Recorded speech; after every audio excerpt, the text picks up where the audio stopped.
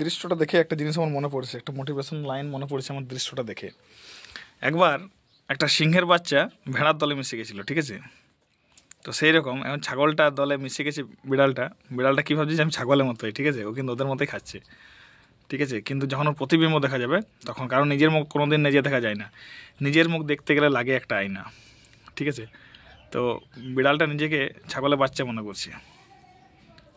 ওরকম সিংহের বাচ্চা একবার ভেড়ার দলে মিশে গেছিল। তো সিংহের বাচ্চা যখন মিশে গেছিলো, তো তখন সিংহের বাচ্চাটা ভাবছিল আমিও কিন্তু ভেড়া। ও তৃণভোজী হয়ে গেছিলো।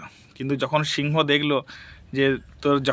দেখলো আমার জন্ম সিংহ কুলে, তখন সে চলে গেল তার নিজের দলে, বুঝলেন?